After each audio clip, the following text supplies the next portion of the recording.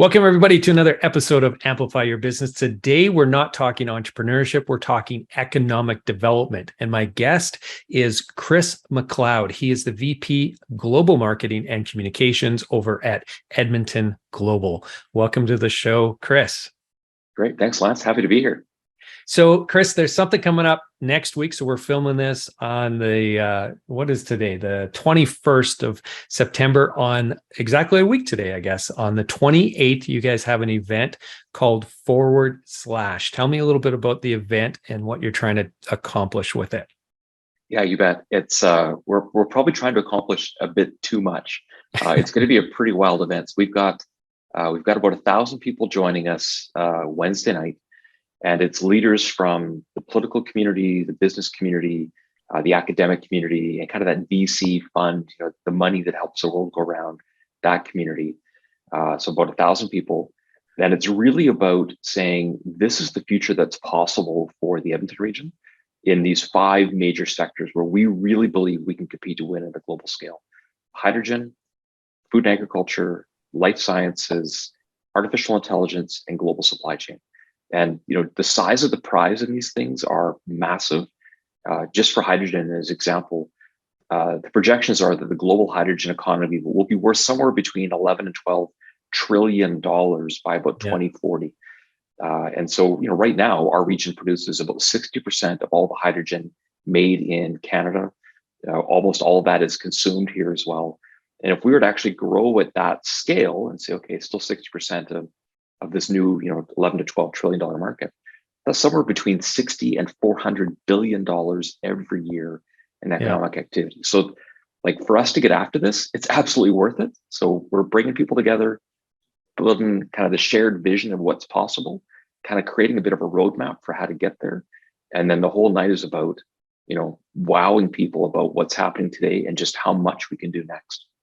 Yeah. And this is a thing that I love about what you guys are doing over there at Edmonton Global, is you're really shining the spotlight on these massive, massive opportunities. And we are just so uniquely positioned here, I think, within our region, right? To see this collaboration happening amongst all of the different groups that you just mentioned, the political folks, and we've got the business folks, we've got the academia, we have, all the research and stuff that's happening too. And then these really innovative companies that are emerging in our region. It's really exciting, but it must be just mind-boggling to gather all those people and keep them actually all focused on the prize at the end of the day. How do you guys do that over at Edmonton Global? Yeah, it's actually been easier, I think, than you might think. And especially at all these different organizations. So whether it's, we've got all the universities and colleges involved. We've got people like Alberta's Industrial Heartland, Applied Pharmaceutical Innovation, Health City, the International Airport, all the municipalities. And I think what's made it work is, we've done our homework. We really know where we can win on that global scale.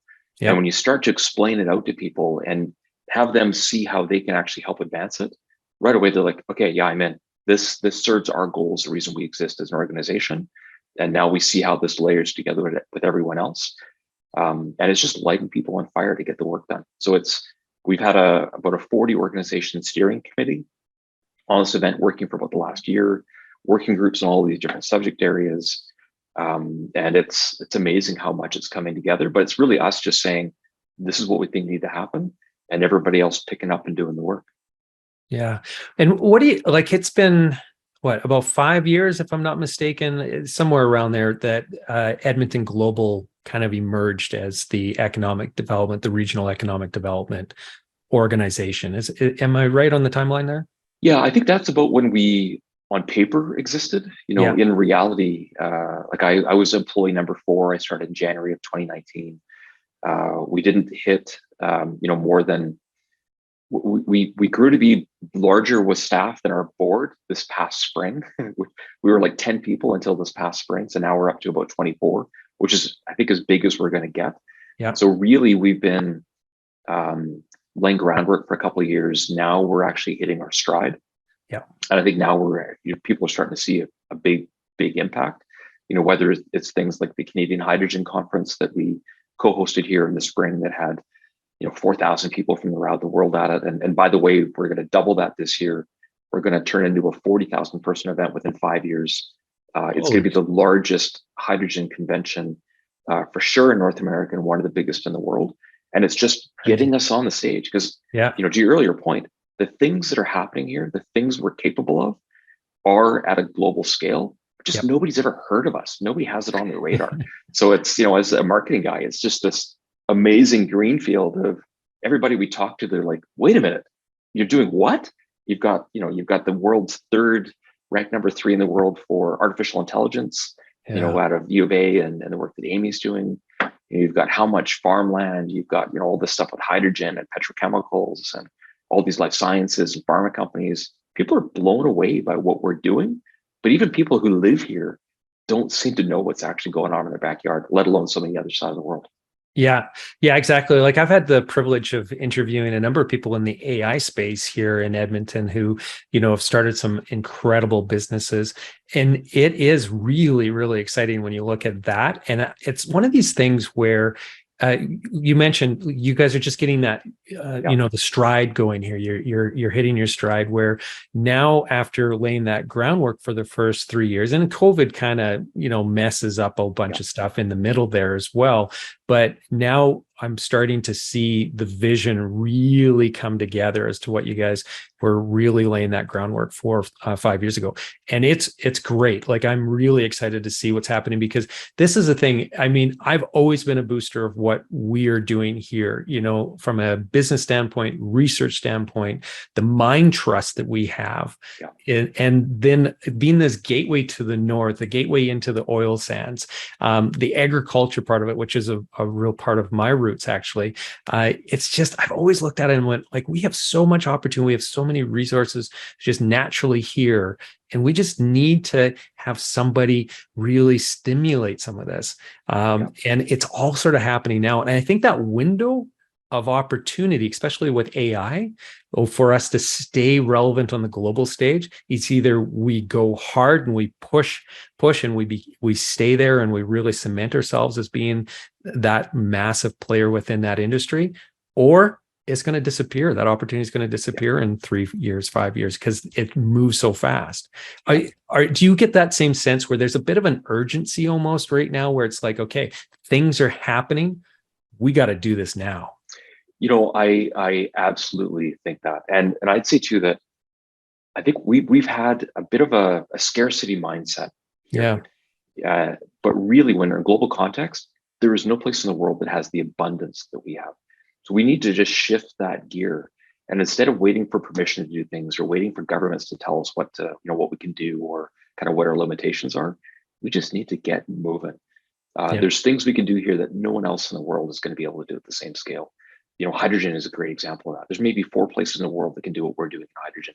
And we're already doing it. We've been doing some of this work for like 20 years. So we've got these massive advantages, but we've tended to be, well, let's be careful. Let's be slow. Let's wait for permission. And we're like, screw that. Like, now is the time. We don't want to wait for anybody to say go. When governments are trying to say, oh, this is the direction, we're going to say, yeah, it is. Come on, let's go. Keep up. These are the plans, the things are in place. Industry's doing it. We need you to be an enabler, not a gatekeeper. And I think, the feds in the province now are getting that. The municipalities are totally getting that. And it's a unique moment in time where I think you're right. If we can get moving in the next couple of years, it's going to set us up for the next 20. Yeah. So you mentioned scarcity, kind of that we have that as a bit kind of dogging us a bit. I think imposter syndrome is another thing too, right? Like we just don't really, it's like, well, I don't know. Are we the all that we can be, that you and I think that we can be, or that we already are? I think there's a lot of that where it's like, you know what? It's too big of a thing, or it's too big of a problem to solve, or it's such a huge industry and there's so many other players, and so we're just going to be quietly over here doing our thing.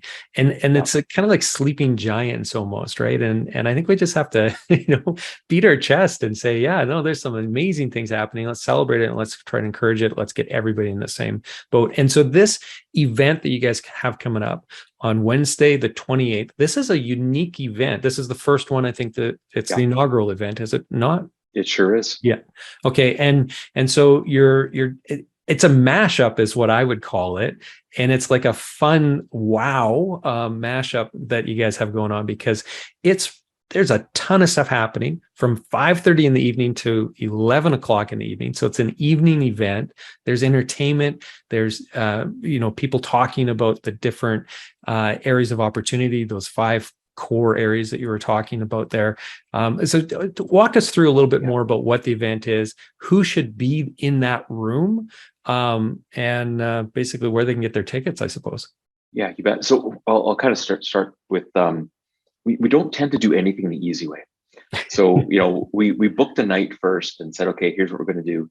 Then we started pulling partners together, and we ended up building this amazing big program that maybe should have been a week-long conference, and instead we're doing it in a night. And it's I think it's going to be this really immersive experience where people can get a sense of the reality of today and what we can actually realistically pull off tomorrow, and and looking out like 20, 30 years even. And it's not about potential, this imaginary elusive thing in front of us. These are things that actually are in our grasp, that if we get it together, we can make happen. So we've got, for the first hour and a half, we've got these showcases around the room. So again, those 5 areas, like just in hydrogen as an example, we're bringing in a hydrogen fuel truck. Toyota's bringing in a hydrogen fuel vehicle. We've got a thing that Lego's helping us with, where it's actually building a hydrogen manufacturing plant connected to carbon capture and storage, so that guys like you and me can look at it and go, oh, okay, I understand. Wait a minute, you said that's Lego is doing? Lego, yeah. We're Lego and Seaford Technologies are building this thing together. Cool, pretty cool, like a pretty large but like Lego display where you can kind of get a visual on how you do carbon capture and storage, based off of hydrogen, from natural gas. Yeah, we've got like Instagrammable stuff. We've got a hydrogen fueled power plant coming in to kind of show how you can move all kinds of things that are hard to decarbonize, into hydrogen, and just like have people be able to talk to experts and sit in things and look at stuff and ask questions and get a real sense of what's happening today. And that's in, again, AI, ag, life sciences, and kind of this global logistics. So just people really get immersed in, okay, this is what's happening. Yeah. Then we move to the stage show, and we've got, and by the way, too, there's amazing food and some drinks and cool stuff happening that is local, and tons and tons of great food. Move to the stage show, and it's really about quick walkthroughs of each of these 5 areas, so that it moves more to this is what we can do if we do it at global scale. So again, I talked a little bit about hydrogen earlier. Like, are we going to be happy with $5 billion a year in hydrogen, or do we want to aim at 400 billion? Like, what do we want to do? And this is the path to get there. Same thing on food. For food, it's all about value add. And most people, won't know that, well, Canada is among the world's highest producers of food, especially things like, canola, wheat, barley, plant proteins like the beans, peas, lentils. We grow more of that stuff than anywhere else in the world. We do no value add. We stick it into boxcars, send it to other parts of the world. Farmers, are making just whatever the commodity prices are. You take a place like the Netherlands, and they've got, some rich farmland, but it's super small. It almost fits inside our region. The value added of the Netherlands is more than the value added of all of Canada in agriculture. It's nuts. It's disgusting. Nuts. It's disgusting is what that is. Yeah. So like the ability for us to double our GDP in ag. So Alberta's GDP in ag is about 8.4, 8.7 billion. It should be nothing for us to double that. It should be nothing for us to double that again. So we're setting some goals of saying, let's double the GDP from the food and ag sector by 2030, double that again by 2040, double that again by 2050. That'll take us to about $64 billion a year out of the food and ag sector, mostly by just doing some value added on top of it. It's not super complicated, but we need a will. We need to de-risk some things. Same thing in hydrogen. We can switch to a massive hydrogen economy just by saying, here's the vision, help people understand how to de-risk, and so they're not in it by themselves. And we're going to grow that into a massive, massive opportunity for us. Start accessing international markets, but also adopting it here. So it's just giving people a sense of what's the vision for the future, how do they see themselves in it, and then a bit of a call to action. And then people move back into the room, back into all those showcases. And now we hope the conversation changes from, oh, this is really interesting, to, okay, how do I get involved? How do I help? How do I drive a difference?